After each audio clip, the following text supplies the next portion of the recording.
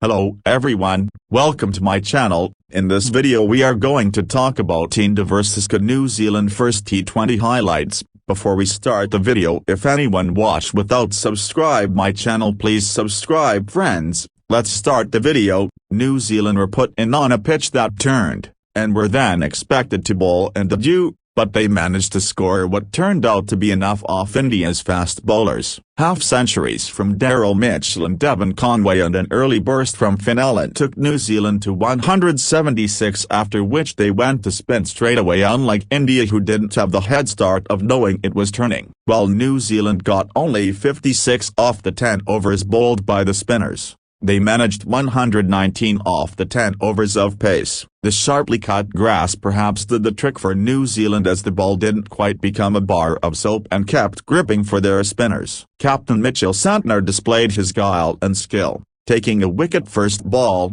bowling a maiden in the power play and then coming back to take Deepak Hooda in the 16th over to seal the game. The one big difference in two suds was that pacer Jacob Duffy bowled his first 2 overs for 10 and a wicket, and once the asking rate started creeping up, this pitch just proved too difficult for Suryakumar, Yadav and Hardik Pandya.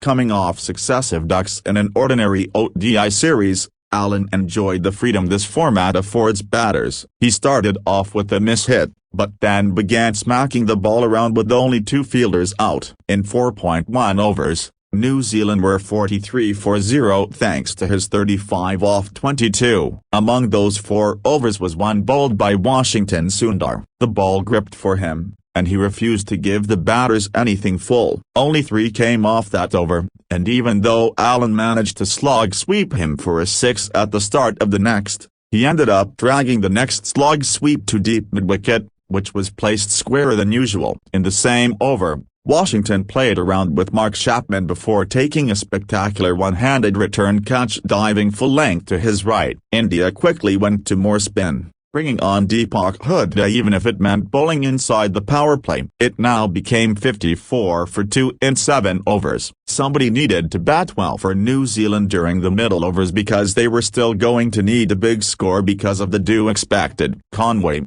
who hardly got any strike during the Allen fireworks, was just the man. He got going with the reintroduction of pace, taking 16 off the 8th over, bowled by Imran Malik. Conway's strong wrists and a whole array of sweeps helped him find placement against the spinners. Even as Glenn Phillips, and later Mitchell, struggled to go at a run a ball, Conway kept scoring the runs in the middle overs. In the end, he and Mitchell chose to play out Kuldeep Yadav in Washington to set themselves up for the death overs. That description above will remain the definition no matter which side's point of view you take. Mitchell took a decent 17th over from Pandya for 16 by hitting the first and the last balls for 6s for down the ground. Arshdeep Singh and Shivam Mavi made excellent comebacks in overs 18 and 19, conceding just 10 runs for the wickets of Conway, Michael Bracewell and Santner. In the 20th, though, Arshdeep missed his yorker and even overstepped once. Mitchell took full toll,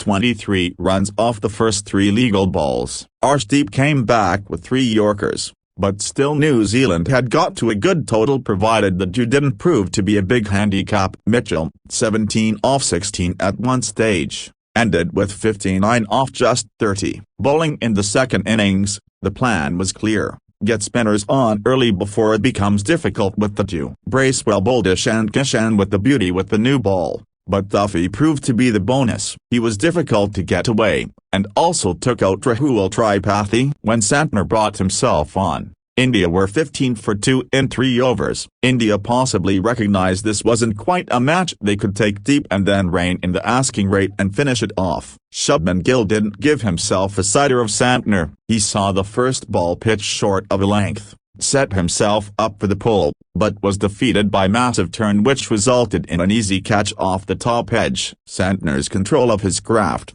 aided by the gripping pitch, was on full display when he bowled a maiden inside the power play to Suryakumar. India, 33 for 3 after 6. An array of sweeps from Suryakumar, and Pandya's hits down the ground, kept India in the hunt. They even took 41 off the next 4 overs, but they still needed 103 from the back 10. Santner once again pulled India back with a 1-run over. He had conceded just 5 off 12 to Suryakumar. That over meant risks needed to be taken against City in the next over. One came off, but then Suryakumar just timed the chip shot too well, sending it too straight for a catch too long on. With 89 required off the last 8, Pandya tried a big hit off Bracewell, but the ball didn't turn, took the edge, and India were left needing a miracle. The towel started making more frequent appearances. Hooda and Washington managed to score just enough to keep India alive in the game. With 67 required off the last 5,